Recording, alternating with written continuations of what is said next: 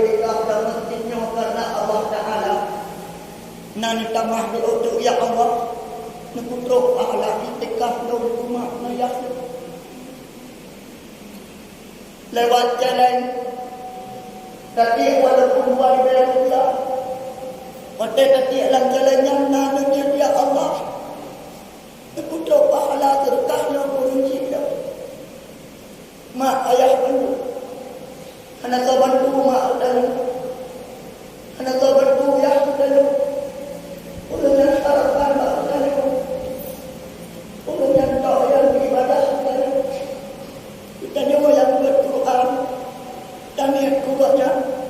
tak nyawa bersedekah dan niat kuatnya tak hanya bersedekah deh tak hanya ibadah deh hanya harapan mak harta wakaf dengan anak yang soleh yang berdoa katanya yang kita harapan mak ayah katanya prinsip tu hana dulu Ramadan yang anak dunia tahajud itu malam muda doa Allah ya Allah malam yang akan waktu ujung Ramadan lebih rindu lebih ya Allah orang cinta yang kandang yang tak lebih gula betul lembu jaga lo sakit kerah lo rindulah kepada rezeki yang kau dan malam ya Allah mak ayah yang dimuliakan oleh Allah punya fikir dari dah negara kepada anak kita halal apa ini masjid uberaya menjauh masjid mana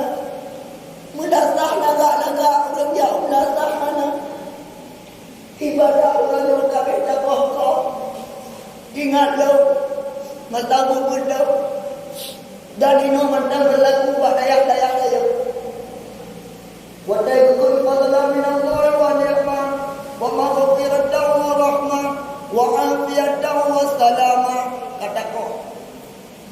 oleh yang selalu lega kita sudah berjaya oleh yang selalu lega nak damah ya hayyum ya qayyum